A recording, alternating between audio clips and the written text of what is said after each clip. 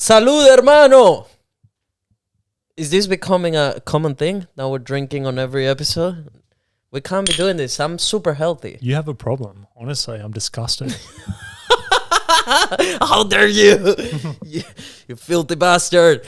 All right. First, we're not in our usual set. Where are we, Matty? It's almost better than the usual set, mate. We are at the southerly-most accommodation in the entire of Australia, in the very south tip of Tasmania. You know what? I'd let you do the introduction because I noticed how much you love saying we're in the southerly point of Australia. You've been saying that for 3 days now. It's rare. Like, there's only one southern, right? So it's like, I love going to, like, the place, we're the 3 people in Australia at the most southerly point. Yeah, it's true. It's the most southern accommodation. And speaking of 3, we have a guest. Yeah, ladies and gentlemen, that's correct. We have our first guest for the Good Vibes Theory. Our first guest, he is... Oh, first, we haven't rolled the intro. we can roll the intro when he's here. All right, sounds good. Yeah, we're new. We haven't had guests, as I just said, so we're just running with it. Our first guest for the Good Vibes Theory podcast, he is South African, half Australian. He lives in UK, currently a full-time actor and photographer. And let me tell you, this man is one of the most handsome creatures you'll ever see in your life. Please welcome to Mr. Patch Bell. Boom, boom, boom. We should have added some sound effects to the podcaster so we could have done applause. Oh, yeah, that would have been epic. That was such a nice intro. Thank you so much. No, you're very welcome. Welcome to the Good Vibes Theory. Let's just roll the intro music first.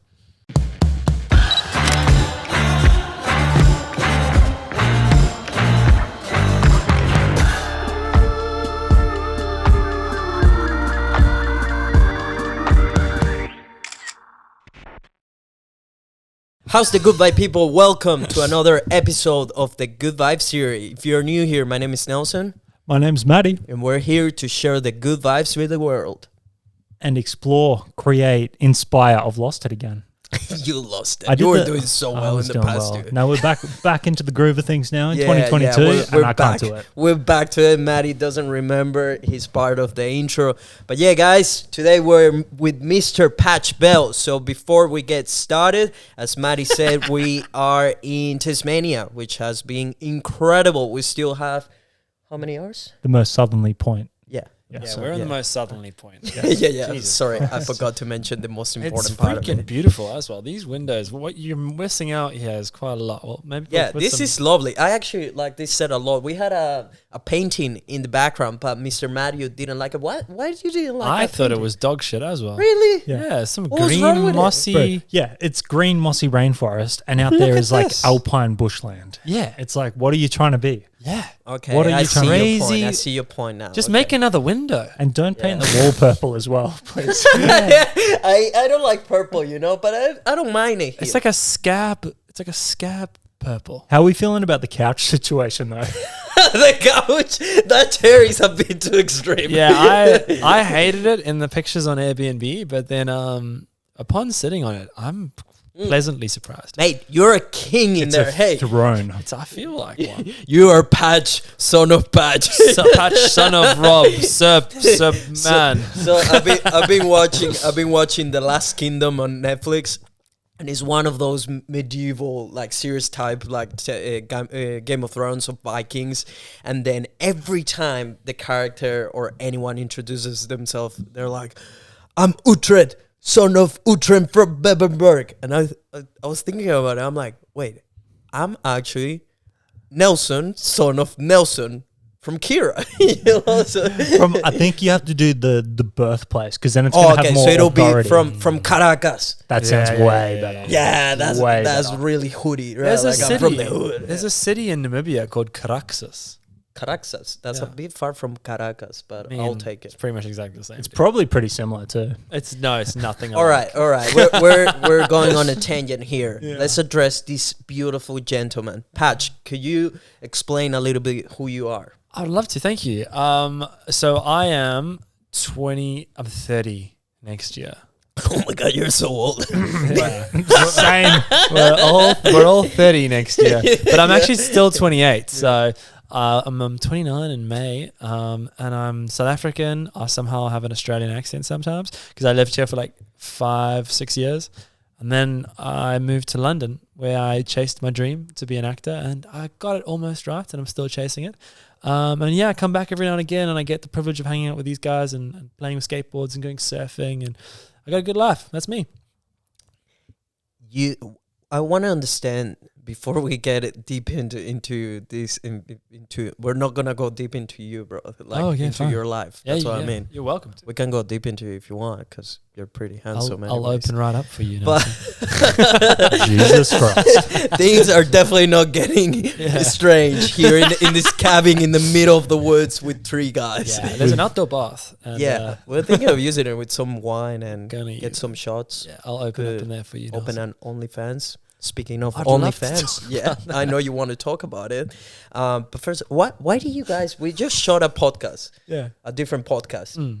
You both change the way you talk. Why do you do that? I mean, you changed the way you talk, mate. No, I didn't. I definitely didn't change my accent or anything. For going on the podcast or different between the 2 podcasts? No. Like you were presenting voice and talking so different. Yeah, because that's the work podcast, right? So I need to present myself like I'm a host there, right? Yeah, I So, see. like, You So you're keeping things professional. keeping things professional. Are we not professional in here? Is Well- that what you're saying? Fuck. I can say. Yeah, you can say. I can fuck say it. that here. Please say it one more time. Say it. Fuck. I love that. That's Yeah. my boy. I think I did change my voice, but I think it's like a presenting thing. Like I'm just hitting my consonants a bit better, my vowels. But I mean, I trained at an acting school for 3 years and then another acting school for 2 years.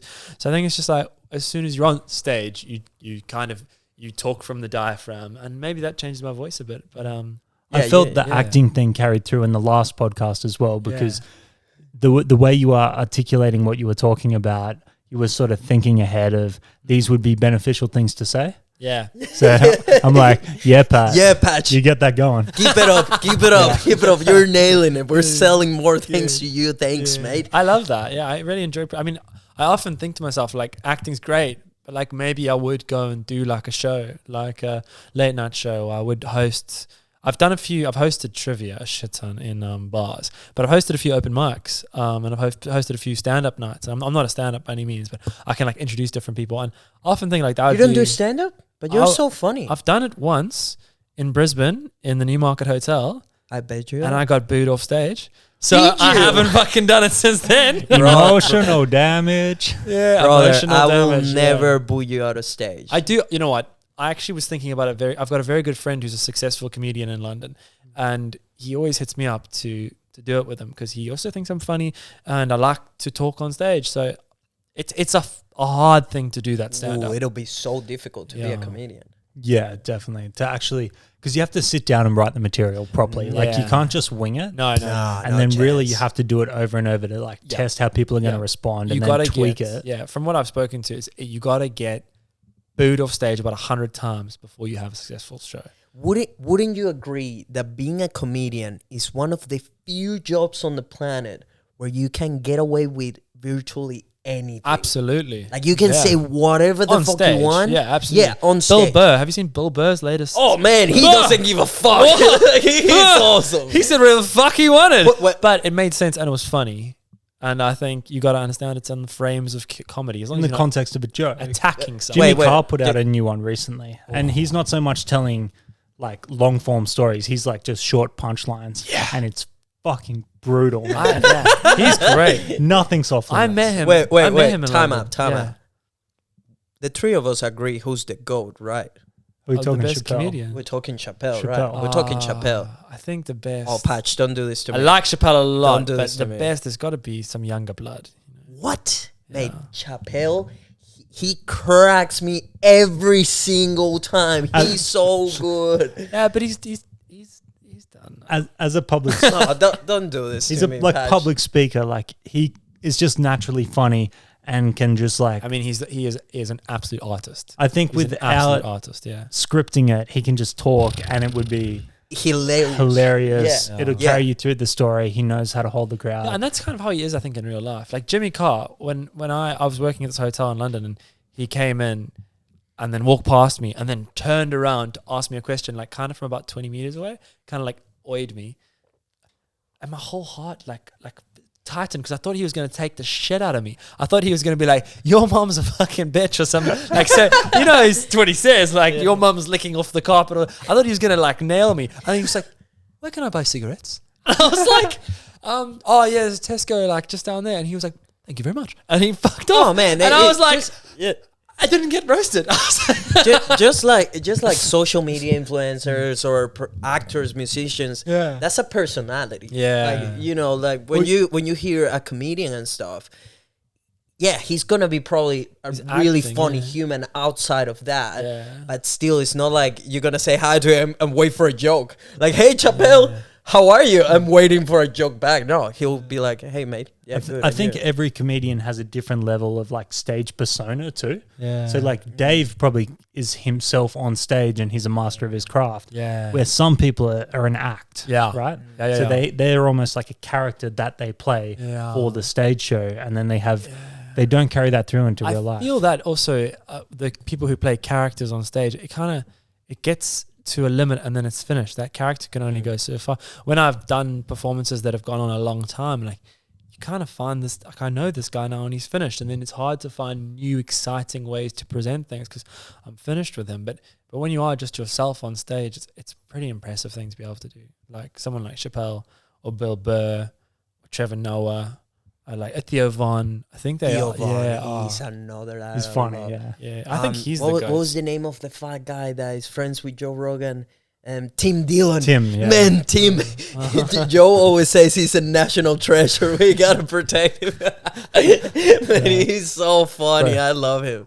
I love Theo, just the way that he comes out with these statements. Like he runs these metaphors, or he's like, just the shit he says. It's like, how is your brain operating to say what you're saying in that way? Yeah, like it's excellent. He's so. I love Theo. Being a comedian, that would be so hard. Like having the pressure that I need to make these people laugh. If I don't make them laugh, I'm failing at my job. But nothing. That's better. their job. There's making nothing people laugh. Yeah, I don't think there's anything better than having a crowd of people laughing at you. Oh, and then, my you know, favorite, like you will be feeding out of it. Yeah. I feel like when you're, because think of it, every time you tell jokes and stuff, you know how sometimes you maybe drop a joke and all your friends are laughing, and then you kind of feel the energy like, oh yeah, I got this. I can keep dropping bombs here. And then you kind of like keep dropping jokes, and then you just feel awesome, you know, watching people laugh. Imagine doing that in front of like thousands of people.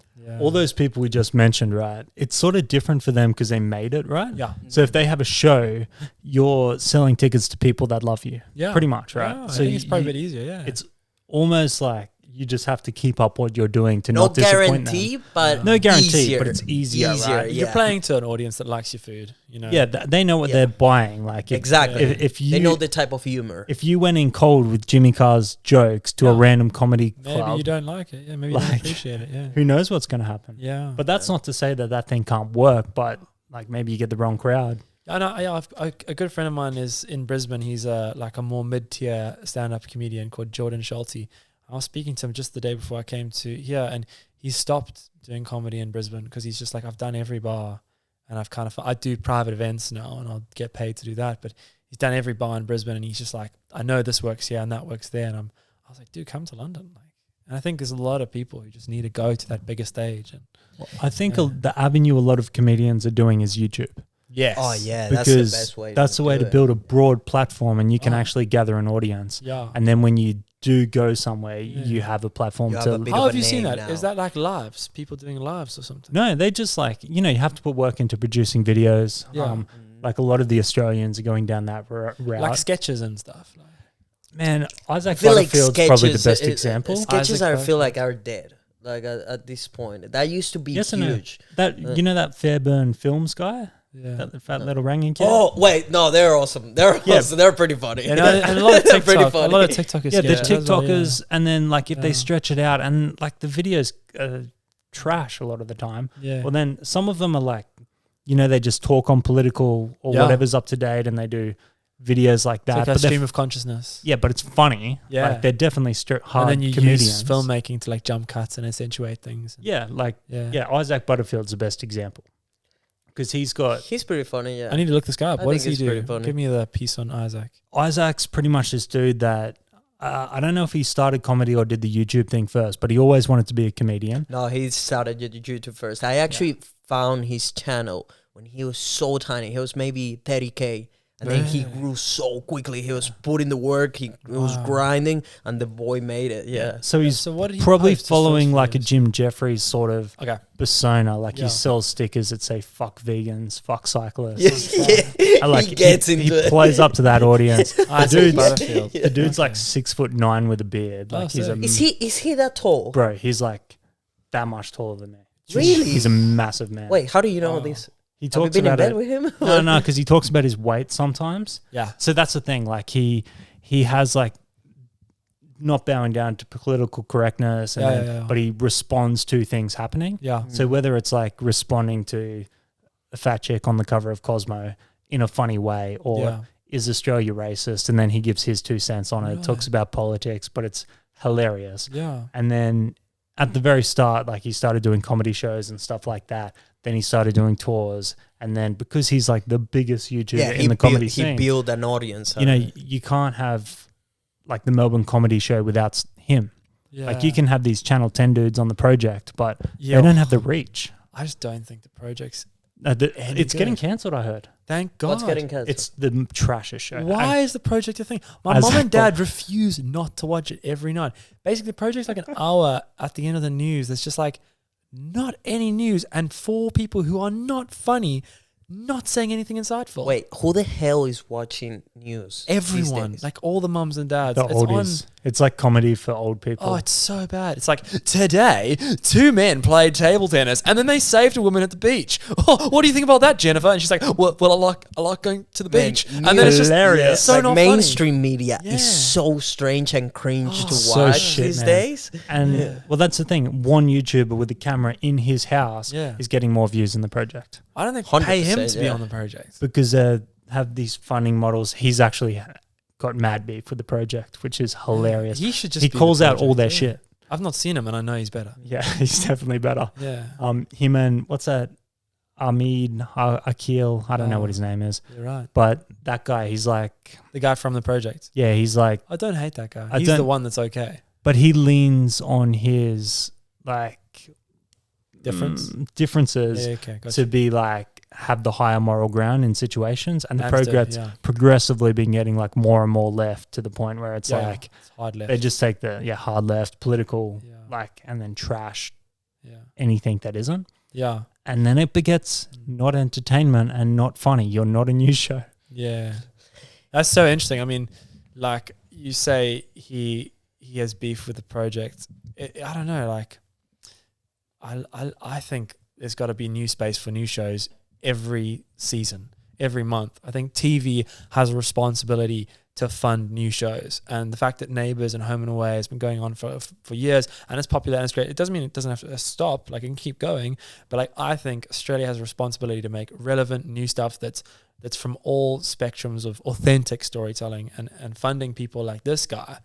That's just an easy opportunity. Like he's doing a great job already. Give him some money, put him on TV, let him make something. And mainstream media is dead, and you know why? Because people rather be in control. I would rather have my YouTube channel, say whatever I want, have a good source of income with sponsors or brands, whatever it is, Yeah. rather than going to a mainstream media Private, yeah. that doesn't offer the same capabilities in terms of audience, and then they're taking a big cut because they're putting me on their platform and they Yeah. control what they say. And Who it's wants slow that? to adapt as well. It's not like Yeah. anything that goes on TV can be punched out quickly. So yeah, like, yeah. But in the UK, I mean, it's very different. Like there's the BBC does such a good job, and Film 4 does like an amazing job. They've got the BFI, which is incredible. So things like Fleabag and I May Destroy You, these are TV shows that have recently come out that are so authentically told and have such an important message, and they're funny and they're deep. And Australia just doesn't do that. you don't do anything like this. I heard of something happening. So quite a few years ago now, Australia did want to push for better content on TV. So Yeah. they made a rule that a channel must show Yeah. X amount of documentary-based content or Mm. something like that. Yeah. And then that led to the rise of reality TV because that classes as document. Yeah. of course. documentary. Well, it's Documentary? factual. Yeah, it's reality. So Married at First Sight, where they line up Oh two my strangers, make themselves marry each other and then give them alcohol and watch them argue. It's That's a poisonous. documentary. Yeah, it's poison. So that whole rule But needs that a is bit of huge. clarification. Like that's people talk to me about that. But when I say, "Oh, I'm going to Australia," they're like, "Oh, why are you going to Australia?" I'm like, "Oh, my family." They're like, "Have you seen Married at First Sight?" And I'm like, "Yeah, it's very famous. It's a very famous show just because I'm from Australia." That could be your big break. Switching gears, to stop talking shit about news. Yeah. You were talking about OnlyFans. Oh yeah. What, Similar to reality what's TV happening show. with OnlyFans in your life? That's the power I've of had a lot of thoughts about making an OnlyFans because an OnlyFans, Dude, I'm into it. I'm starting to get into it. So yeah, Yeah. keep talking. well, OnlyFans doesn't have to be sexual content. It's just it allows you to do sexual content, but it's private content that you like. You've just said like you have control over, like a YouTuber, and it's immediately monetizable. And if you have something like couple hundred thousand followers, you immediately just have a traffic coming through to your link. And if you have any conversions on that traffic, then you're making money, and then you can create better content, whether it's on YouTube for free or on OnlyFans. But the thing is, like, you have platforms like Patreon. I have a Patreon. yeah. Okay. The OnlyFans brand is ruined because because of of sexual that. content. The brand Yeah. itself is sexual. is But I sexual. mean, like if I made OnlyFans, No, it doesn't matter. yeah, I followed this guy on YouTube. He's a dog trainer, like great dog trainer. yeah. And he did that. He's like, I'm putting out my training course on dogs on OnlyFans. personal, yeah. And I'm like, dude, I'm not making an OnlyFans account to get your dog Then, tips. Yeah, right. Because you will get advertised of other people that are into the platform I don't as want well. And they're OnlyFans on my girls. bank statements, like all that shit. Patreon, there's other platforms to do this, which is sort of why I think that brand is dead for not sexual content. Wow. Yeah, like OnlyFans just took over, mate. Just because like girls realize like I can make really good money in And here guys, yeah. just by posting my taste. You know, like It that's sort it. of it followed on from Instagram. yeah. The girls that only had following because of like their physique, Their essentially. bodies. They could It- start making money. They in a didn't big do way. any real work other than the selfies. Yeah. like, There's good-looking girls that did travel vlogs and all that. yeah. You don't really see a lot of them doing it. But the girls that were just booty pics, Yeah. like they got 500,000 followers. How do you monetize that? They make a lot of money. Yeah. You can sell some teeth whitening stuff. You can sell some And there body lotion. are girls that are making millions. Yeah, immediately millions out of it. monetizable. I recently just had a job at a yacht, and the girl that was throwing the party, she was on OnlyFans. She paid for the entire thing, a yacht of Very like expensive, yeah. $6,000 for 4 hours, plus not including food, not including anything. They had so much cocaine. I've never seen that much cocaine. And they were like, Fuck. just And do in it, just do Australia. one line, just do one line. And I'm like, brother, I can't, I'm working. And there was like just 4 dudes, and the rest was like 20 something girls. And they were the guy was really pushing me to go do it. I'm like, no, I gotta stay professional. Sorry, I can't. And they was like, come on, nobody will know. Look, the guy on the boat did it. And he showed me a video of the guy that is supposed to be taking care of the boat, doing coke with them. Right, it's just going to make him a better driver. Yeah. I was like, really? You're making sure everything's running smoothly in here?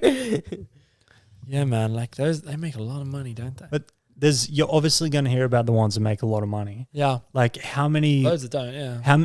Well, that's the thing. How many girls don't? Like they're like, oh, they make the decision. Yeah, I don't care if there's a photo of my boobs out there, and then they sell like 3, and they made like fucking $30. Yeah, and they're probably still hot. Like it's just about like having the traffic and the conversion, and that takes like a sales course, and like you could probably sell terrible content on OnlyFans, like as long as you get heaps of traffic, and that's kind of what I was saying. Like, Oh man, yeah. some girls also take advantage of it, and they say like they tease a lot their audience, being like, "Oh, if you subscribe, you're getting everything you have ever dreamed." And then you subscribe, and it's just the same photos you will see on Instagram, maybe a bit more sexy. Really? I've seen a lot of people like that. They roast like girls that because they were selling something that they weren't really doing. Well, I think kind that's of a thing. great idea. I It think is? that's Yeah, but excellent. Yeah, but okay, it will wait work up. short time. Yeah. Wait Then up. people, So yeah. you've worked all this time on Instagram to have 500,000 followers. Bang. Do you want them all to hate you immediately? Because then you have nothing left. Yeah. You're right. So man. you're gonna like say they take 100 grand off them. That's a cool payout for your True. Instagram account, Yeah. and then you can go live your life. That's fine. Yeah. But then after that, there's nothing because you burn them. Yeah. man. If And you're then- gonna do it, if you're gonna have an OnlyFans, just do it. Well, and then Right. I had another thing. I was working with this chick who was a surfer Yeah. slash model, Yeah. I know the one. Yeah. Instagram personality. And then we were working on this film, trying to get it done. It was slow moving. And I saw her tease on her story, like something about exclusive content Yeah. coming up. Yeah. And I called her manager and I said, hey, just so you know, I need to either get this film done and out quickly, because if she starts doing that, Yeah. I don't Can't want work my brand, like it's a skateboard brand. Yeah, it's amazing. We have kids that follow us. I can't promote this chick that's doing that. Yeah. So you are going to damage other brands that would potentially align with you. Yeah. Yeah. So that's the nature of sexual content, I guess. It's interesting because That- I don't but, think that should wait, be happening. I don't fully agree with that. Don't Neither do you I. feel like sexual content is being way more accepted right now than it was even a year ago, 2 years ago, 3 years ago? I think there's a difference between like bikini pics and saying, hey, why my ass cheeks being spread. yeah. Yeah. Like Man, that's pretty vulgar. Yeah, but I feel like it's becoming so normal. Every year just becomes more normal getting to know girls that do OnlyFans of, like That's whatever it is. still not a reason for a skateboard I brand think- to expose No, kids to it. 100%. Yeah, No, no. what I'm saying is like if she decides to go that route, clearly she will need to accept that. For example, Oh, this that's what brand I said. won't I'm work fine. with She her. can go yeah. do what she wants. Yeah. But I agree with you, they yeah. need to understand that is going to affect other brand deals, because there might be It other will, yeah. companies like Anything that is not related with sexual of really out there content. and it's a cat in the you can't put that cat back in the box, Well, right? because it's like Oh if yeah, you- once it's out, it's out. Like if you have children, like even you, Nelson, like who's very liberal and relaxed, like if you have like a younger sister or a child, like you can't talk to them about Madison Ivy. You can't talk to them about like massive porn stars, because Mia they'll Khalifa. Google that and then they'll find sexual content. Because as soon as I remember when I was 13 and I found sexual content, it was like I saw the magazine at FHM, and then I kind of was like, okay, cool, this booby magazine, and then I was like, right, okay, I'm just gonna Google that, and then I Googled that, and then from there the internet just opened, Pornhub and this and that. And I was like, 13, and I think it's very unhealthy for a 13-year-old to discover that. So who watches skateboard videos? 13-year-olds. So you just have such a responsibility to wait, trust Yeah. me, that 13-year-old Yeah. has jerked himself many times I- before. Like, Yeah. But I there's disagree. I got Yeah. 13, fine. What about like sex. younger than that? Yeah. Like Because you're on the internet. I can't see any 13-year-old kid. Yeah. Like we discovered it late. We were sort of like yeah. I was on dial-up internet when I we were discovered lucky. porn. Yeah. But I don't see any kid actually getting to that stage now. But how early is too early? Because it's Yeah. definitely going to come pre-puberty. Well, I dude, think, yeah. porn is so accessible these days. Every kid has a freaking iPad. Some of them, I see kids at my gym that they have phones and they're barely 10. I'm like, what do you do with? But what- just what because do it's you do with accessible that, doesn't you know? mean that we should make it more accessible. We have a And promoting responsibility it. to like keep young people from getting addicted to this thing that is wonderful and amazing. It's super bad for you. Yeah, that's what I'm saying. That's why I quit porn for a year. But It's amazing to express yourself sexually and be confident and powerful. But like I'm so for pornography, but like to find it when you're 11, 12 and you're vulnerable, like it can really hurt you. I just feel like the more you try to hide it, the more they will be like, this is something that I want to do and see, because why are we hiding? I feel like if you stop being a taboo, it's more like, hey, look, there's this thing, porn. It exists. It's yeah. not really good for you, and you should do it for this, and this, because porn actually has really bad implications in your brain and body and all these things. But if you're unhealthy. well, I if you think- abuse it, if you abuse it. But that's the responsibility of a parent, not the responsibility of a retailer. So a retailer just has the responsibility to keep things PG, especially if they're selling to young people. So a parent can bring their kid up and go, look, this thing exists and you're going to find it. So just come to me like when you're the right age. Don't worry about it. Like you're saying with alcohol, drugs, whatever. That's the parent's responsibility. But like corporations can't do that. Yeah, Like- I think like the large corporations, like the social media and the search engines are getting better at like Facebook, obviously, you're never going to find anything bad on there. Yeah. And I'm pretty sure there's things, if you have kids, like you can like lock down their devices and stuff like that. It's inevitable, of course. Same with alcohol and drugs. It's that sort of thing. But if you sit down to a kid and tell them about marijuana, they still don't have access. Like they can't just get it.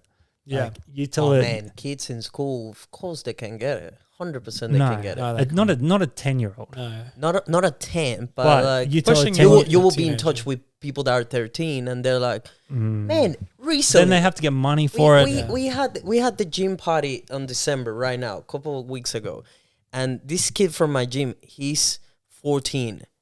He's hanging out with the kids that are 16, 17, whatever it is, and they were talking about doing marijuana. The kid, like, seems like he comes from a good family, that he was like, can you believe these kids telling me to go do drugs with them? I'm like, good on you, man. Yeah, no. Good on you. But you yeah, know, I mean, that makes a good point. Like yeah. he's good, but that's probably because he's got good parents. So it comes back to parenting again. Like it's just not the yeah, responsibility 100%. of a brand. It's the environment. So unfortunately, if you are a brand that has access to children, you do need to be really careful of who you align yourself with. Yeah. No, look, I'm not saying that either that brand or any other brand like should allow it kind of thing, but I just believe that it's becoming way more normal every year. And I feel like in 10 years, talking about OnlyFans, and by then we might have another platform, it'll be so common. It'll be like, oh yeah, she does OnlyFans, and we won't even think about like, oh, Yeah, that's just how it's know, developing. I think like porn stars will become more accepted by the which community. is great, which is so I good. think it's awesome. Yeah, and I honestly. agree. But it's just like we can't have Madison Ivy advertising Barney. Oh no, Do you know what like, I mean? Like that's it needs to exist a correlation. You know, Yeah. if you're gonna work with an influencer that Yeah. their main thing is booty pics and these their type of stuff, decision, you should be yeah. a condom brand or whatever it is. You know, And I'm their not decision, saying. yeah. Well, it's And the the same opposite. thing as alcohol and cigarettes, really. Which It's is like great, yeah. an adults only Yeah. product. if And you it's wanna great say. that Madison Ivy's out there. I'm a huge fan of her. Like, and I think she like there's a load of smart adult entertainment people who are really influential. But it's like the same as an actor. It's like it's my decision to go and do horror films. I'm not going to be getting a kids show. You know, it's my decision to go like there's actors out there who do this job. You know, it's the same as Would you start an OnlyFans? Yeah, fucking oath, absolutely. But you I wouldn't can't. put explicit content on it. Oh yeah, no. Okay, so Nah, when but you ask the we're clearly question, talking about explicit. yeah, when content. you ask the question, I like, answered. would you put nudes? So when you asked the question, I answered yes to the explicit stuff, but you said would. Like I'm not going to because my goal, but would you consider it or whatever it is? yeah, I mean I'm trying to answer the question, but so yeah, I think as a person who isn't going to go and be an actor and isn't going to go and have a responsibility to then be a public face for your brand and other brands and you don't know where your life's going to go. I think you really got to be careful about what you put out there. Anything that becomes sexual or adult or even using substances or talking about substances, you got to be really careful. And there's kind of this lip that you go over as a personality where you really got to watch out because you can get in trouble. And then when you get over that lip and you become as big as someone like Joe Rogan or Russell Brand, then you can kind of start breaking the barriers and you can start doing an OnlyFans because you have so much say that then breaks down the conventions and stuff. So yes, if I got over that lip and I found myself wanting to express myself sexually, yeah, I'd get an OnlyFans. But What type of account would it? Because you know people can go really hard on OnlyFans. They can do straight up porn, kind of thing. Yeah. Would you just keep it like nudes of Well, yourself? I've not thought about it, so like I actually don't know how to answer that question. I was answering just the because I question want to hypothetically. subscribe. If you do. Yeah, I mean, like hypothetically, like yeah, I would get OnlyFans, but Yeah. like at this point in my life, definitely not. And I think genuinely, there probably will never be a time that I have an OnlyFans, so I'm not gonna be thinking about that. But like just from like normalizing sexual activity and sexual. Like I think it's super healthy, and I Yeah, think it's way better than 100%. Pornhub because it is pay, you know. So it's actually less accessible to kids OnlyFans than Pornhub. Or you have to have a proper account and stuff. Yeah, you like got to that. get You registered can't- and pay and, for like, it. Prove you're Which 18 kids probably. Like probably the only wall in Pornhub is it literally asks you the question, "Are you 18 or not?" And when I was 15, I would go yes.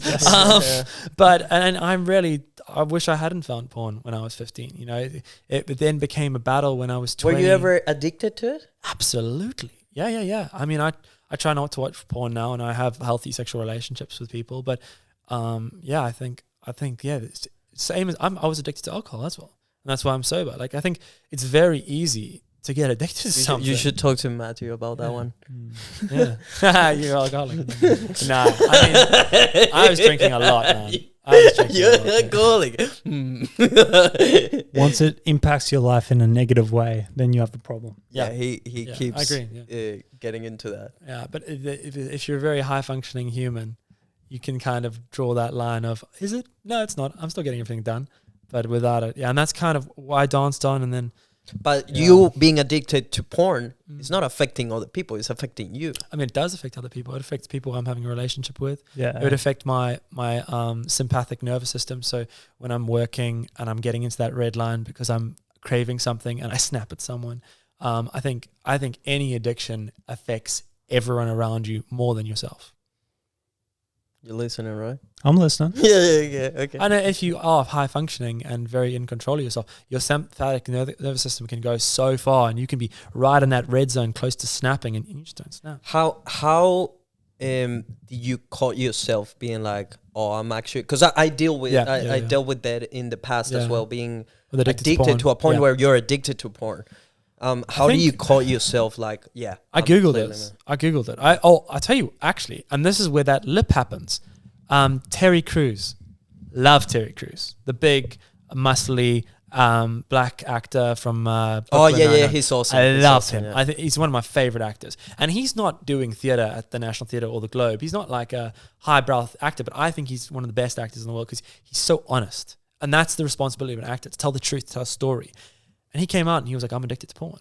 And I watched that video because it went so viral. And I think he had got over that lip of being such a successful person that even if he was to open up and say, I have an OnlyFans or I have this, and break the conventions of society, I'm addicted to porn is what he said. It normalized it. And it normalized it for me and probably millions of people.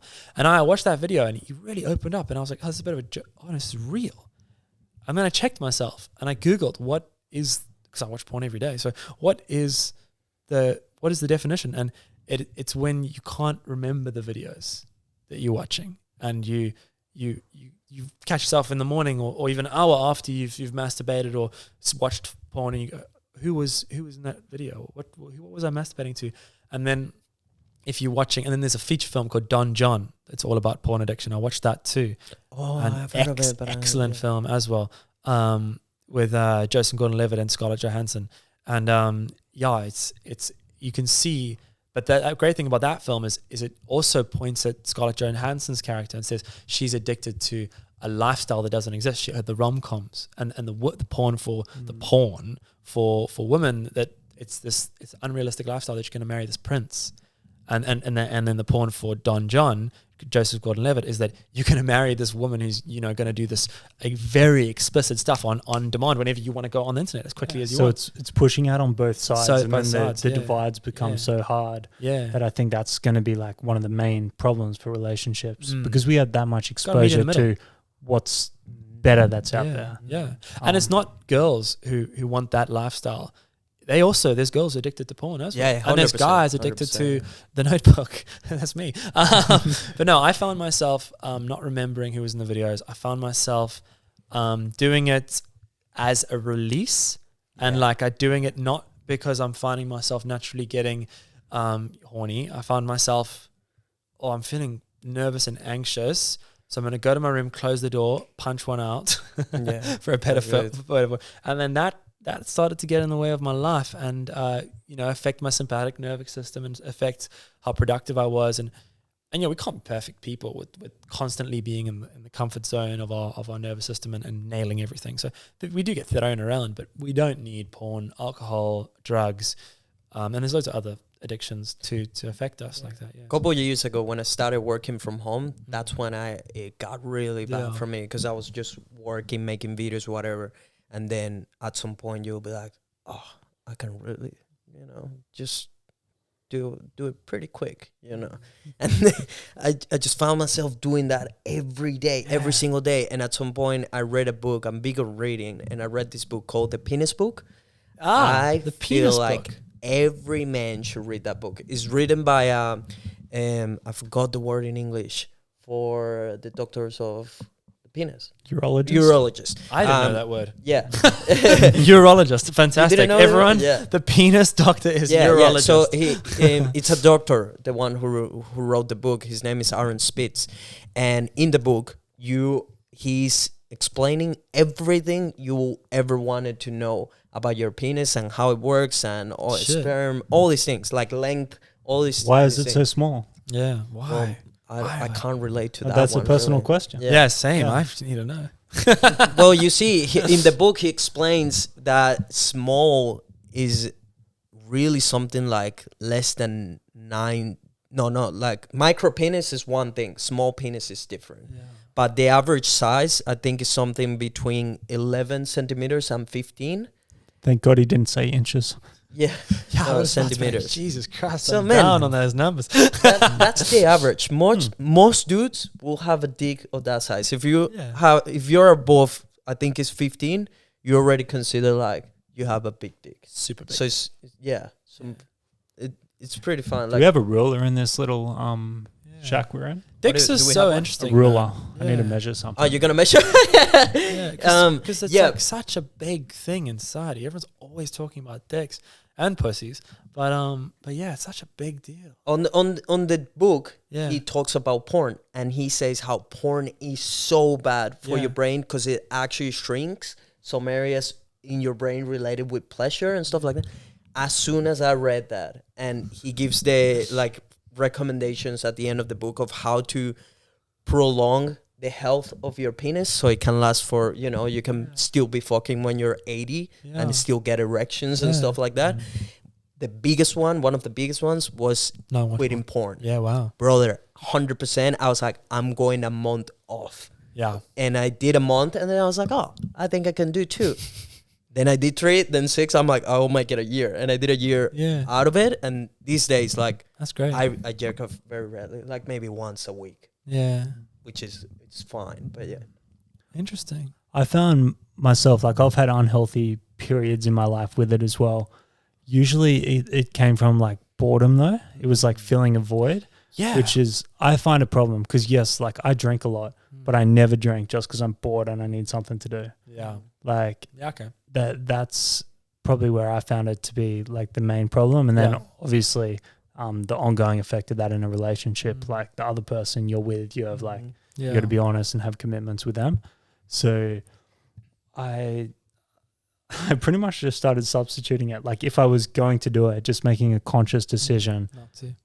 but like I had to do something else. Yeah. Like Man, it affects your brain. It affects your productivity because also every time you do it, you have that release, and then you just feel tired. You can don't spend have another the hour just same chilling. sexual energy to Yeah. tackle projects. you said, like when because you work from home, right? Yeah. So I don't. I work in the office, but we went into lockdown, Yeah. and man, like I found myself like going straight back down that, Yeah. and like in the first couple days, Yeah. I set up a gym on the balcony. That's when I Nice. messaged you. I'm like, where are the weights? Yeah. Like, and you're like, you don't work out. What are don't you work doing? out, yeah. And I'm like, and every single time It's I so just went and interesting. bloody like actually caned myself. Gemmed. Yeah. Well, I'll tell you what, that's so interesting you said that about that lockdown because I was going to bring up when I broke my ankle and that's what caused me to go sober. to go. Not drink. And I broke my ankle in 2019.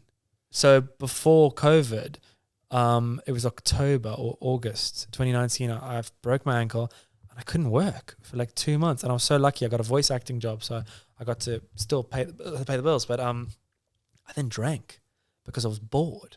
Because I wasn't getting on my bike, I wasn't cycling around, I wasn't going to events, I wasn't getting to set and doing different things. And every night I would go home and fucking smash a bottle of whiskey with my housemates. Really? Yeah, I used to drink. Yeah. And I'd go to like events and just drink. Because the thing about me is when I drink, I can drink. Like I get drunk after like 1 drink, but then I stay like hard drunk for like 40 drinks.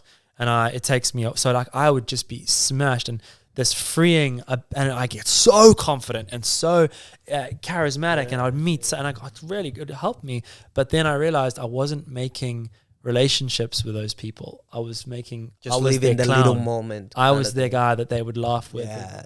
and I wasn't making meaningful. So when I broke my ankle, I then started being bored. So it was like 2:00, and Callum would be at home. He'd be like, "Do you want to have a beer?" And I'd be like, "Yeah, cool."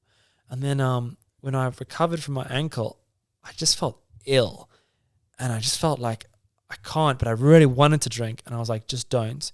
And I didn't for like 2 weeks, and then I went back on it, and I went hard on parties, and I went even harder, and I was like really going mad. And then I was with my ex, you guys met her. We went to Bali, and she actually suggested, I don't know if it was because she saw how much I was drinking, she said, when we go to Bali, let's not drink at all.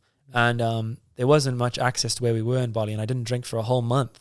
And because I was in Bali and I was scuba diving, I was surfing, I was riding this little scooter, I had this girl I was in love with, I had my family, I substituted all that boredom of drinking with that, and I just kept, and I haven't drunk since then. And I'm so glad I haven't. Good on you, brother. Yeah, thank you, man. But I think boredom, and especially in a pandemic, like it can really either make you go work out outside, or it can make you go, I'm going to watch porn 9 times today. It's so and easy, so accessible, and it's going to yeah. feel great. You know, it's going to feel great. Every time it feels great. So, Yeah.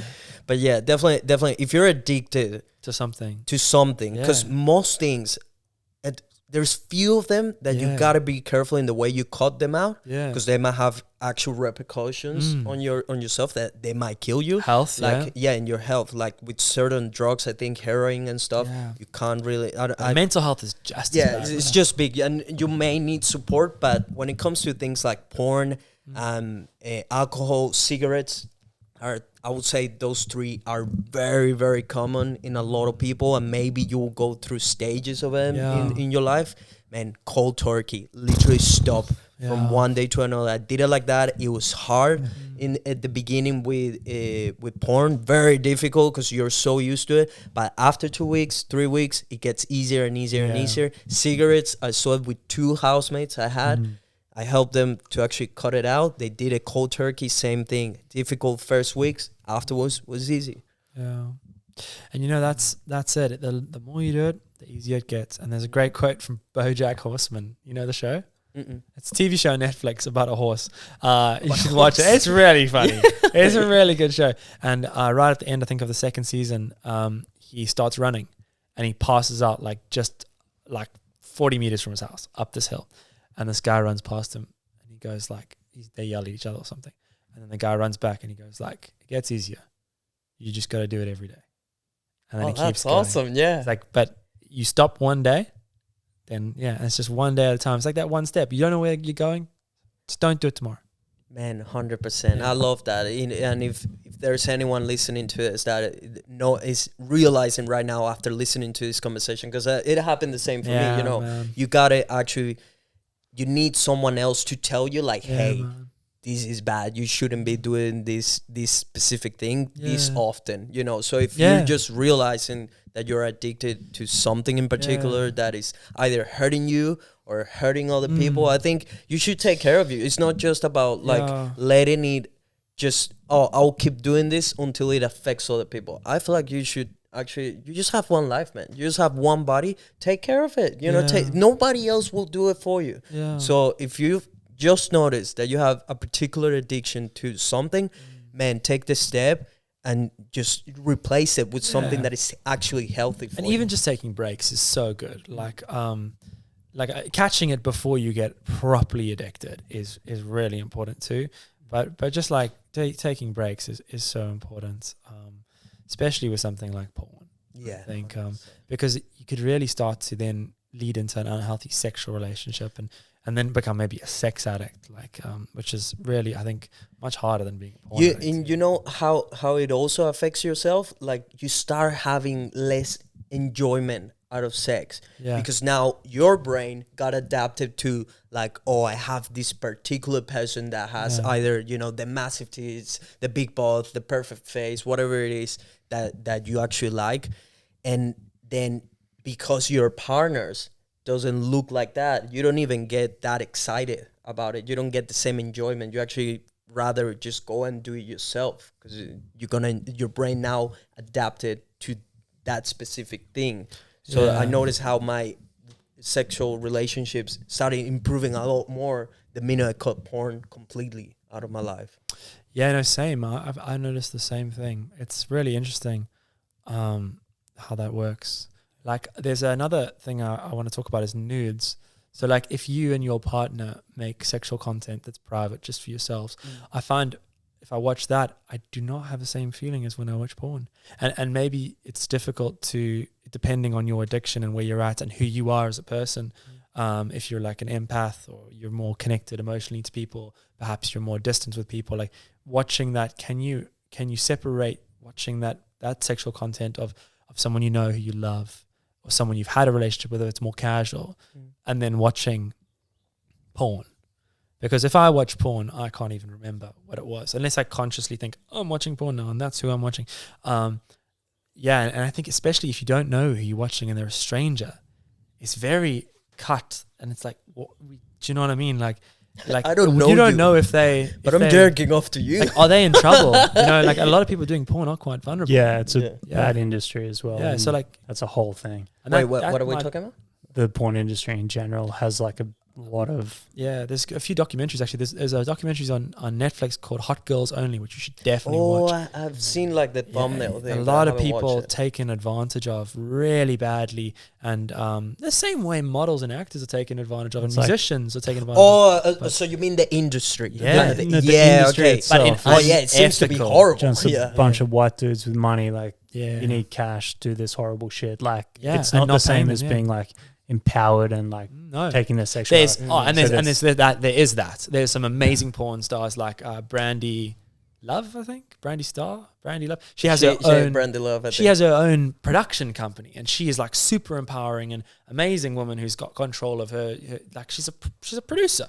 But like but there's a lot of girls and guys that are addicted to crack and heroin and get addicted to very severe drugs and stripped in slowly, and are helped to make the decision to become a porn star early, and you can't take that decision back. Like we just said about an influencer, with OnlyFans. Once it's out, it's out. And young, like 18 on the dot. And I feel like a lot of people who are 18 aren't really adults yet. I was. Yeah, this is a crazy fucking thing that's happening in America. Because America's a weird place, right? Weird place. America is the porn industry. Like absolutely, it's all America. It is, yeah.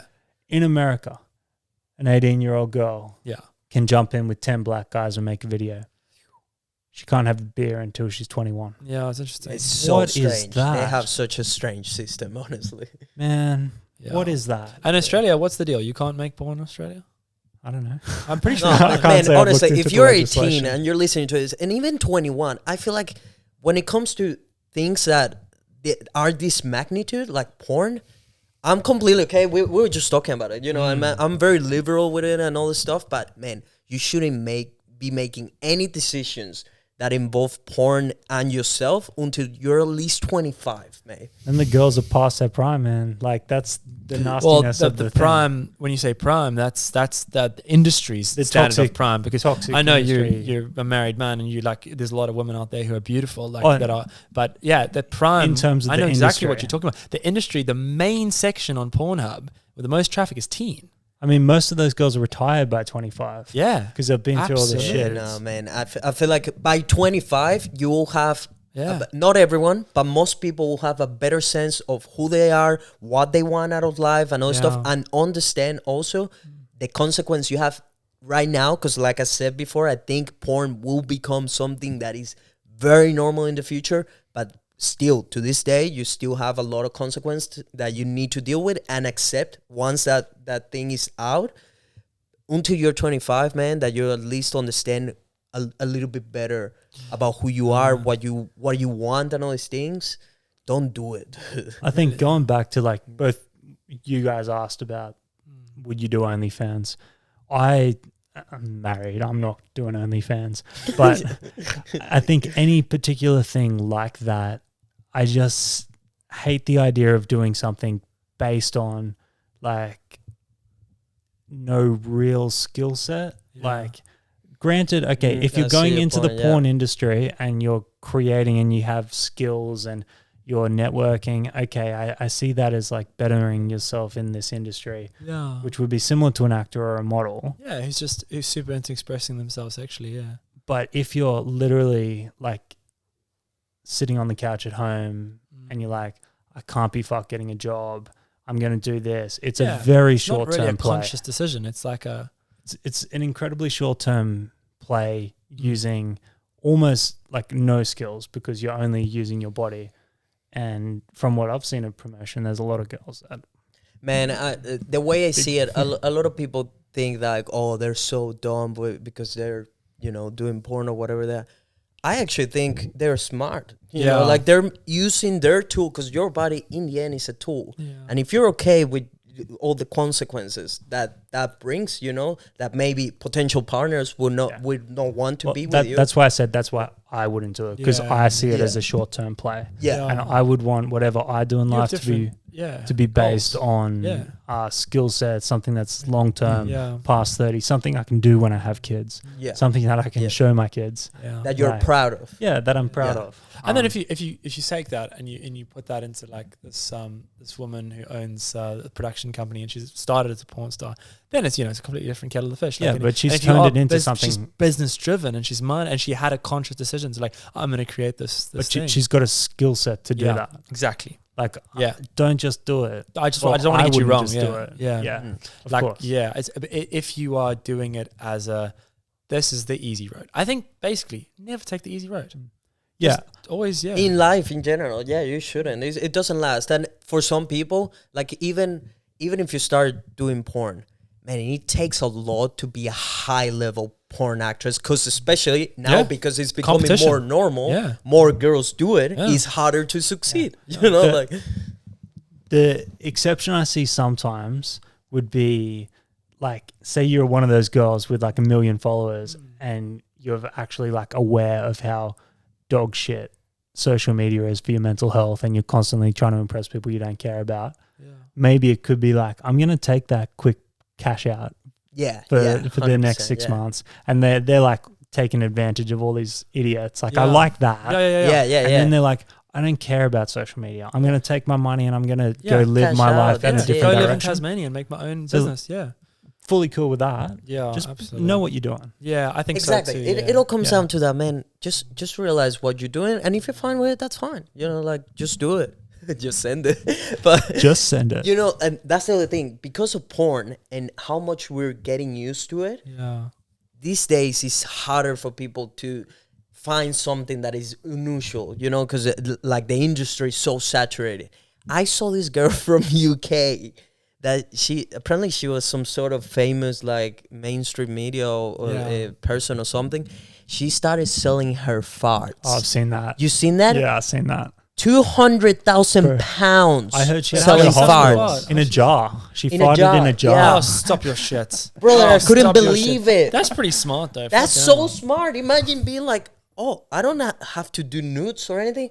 I'll just fart in a jar and people will pay me a minimum of 750 pounds. Yeah. She made over 200,000 pounds selling farts. I saw a headline where she had to go to hospital. Yes, 'cause she that was what I farting was too going to much. say. She did it so much because obviously as soon as she saw like the possibilities of money there, she's like, I'm just farting every day. Why didn't she just put like a little bit of fucking smelly shit in the jar? That would have been smarter. Yeah. I don't know. She How wanted can you to be tell? authentic to her customers. Yeah, Yeah, fuck me, that was man. commitment to Yeah. their customers, because you could easily fake it, right? So there's like a fart fetish. Fart spray. that's why I mean, like, man, This is there's why e-commerce is a weird big stuff. thing. There is a customer for everything. Dude, Find your yeah. niche. Yeah, just Man, get that there- traffic and make those yeah. conversions. There is That's a literally market it, yeah. for everything. You Oh, can man. look. You can think of the weirdest things, and in 2022, there's a market for every single one, from feet to farts to armpits, everything, mate. You can find any niche you want out there. There's a couple on Pornhub called Leo Lulu. Have you seen them? They are so hot. They're the one. Yeah. Throwing back names. if I haven't if seen I it. do succumb, if I do Are succumb, you really into them? Yeah. if I succumb to temptation and I do watch porn, they're right at the top They're of the so. list. She's so hot. And they don't show their faces. They're being kept like that for a while. There's one big OnlyFans girl. I don't know her name, and she wears like a wig and like big makeup. Right. I don't know who it is. Doesn't show her face. She's one of the top ones, but Yeah. she's like almost anime, I guess. She's Right. that dressed up that if she took that shit off, I know who you're talking. Bella Delfina. yeah, Yes, Oh, she's that's so Gonna famous have to for look it. her she's up. made millions and millions. Millions. But like, if she took all that shit off, you would never know who she was. Man, it's so Yeah. hard to recognize it. There's a particular thing. It's not anime. I think is that I don't like know, cosplay. Yeah, cosplay. cosplay. Why I bring up Leo Lulu is because they sell merch. And they sell, like, if you go on their website, it's really interesting. They got a whole bio and a whole revenue and a whole system. And they've collaborated with actual porn stars and threesomes. So they've bumped themselves up. They've really made a go at it as a business. And I think they're coining it. And they're still anonymous. So, Yeah, like, that's pretty all cool. the things we're talking about, like, you don't need to take that easy road. Just with a bit of thought. Like, and they've really put in a lot of thought and done a great job. Like, and the filmmaking is filmmaking's beautiful, great. man. That's another reason they why. have awesome. They have awesome skills. But that's what I mean. You know, Yeah. like they are very unique in the way they do porn because, like, they have great quality. They're super hot, both of them. yeah. And yeah, the content is still good. They're anonymous, whatever it is. So I guess also people are intrigued by who they are. They've got pretty unique tattoos. So I you always will be think able to about that. recognize the bodies. Yeah, if so you- I if you always see think it. to myself, like, I wonder how it's kind of risque. It's like, oh, am I going to see their face? Do you know what I mean? Like, that's like another element to it. Like, I remember, I think the first time seeing them, I was like, oh, whatever, you know, like, and then they kept coming up, and I was like, what's the big deal about these guys? Yeah. And then I read into them and looked it up, and I was like, this is great. But yeah, how many couples will really hit it out of the park Like them? with them, with the Very few. filmmaking, Very the way few. they look, their performances, their performance then is their great. SEO, She I has can't their believe- websites. I can't believe we're talking about shared channels. I can't believe the conversation's got to this stage. We're at an hour and 2. Yeah, a lot of porn, man. There's no end Nelson to it. and I were once both addicted to porn. Yeah, obviously. yeah. We really needed to get it out. Man, if someone watches this and they actually realize they have a problem with porn No, and it's they really take action to it, Yeah. I'm stoked. Yeah. I'm stoked. Well, that honestly. Terry Crews video is a great place to start because he talks from a really educated, evidence-based position. And I think everything you do should just be evidence-based and truthful. And don't just listen to someone saying pseudoscience, whether it's about coronavirus or it's about exercise. Like, just always do a bit of a Google and make sure it's like a accredited site, and don't go, oh, this is the worst thing in the world, this is the best thing in the world. Just make sure you double check things.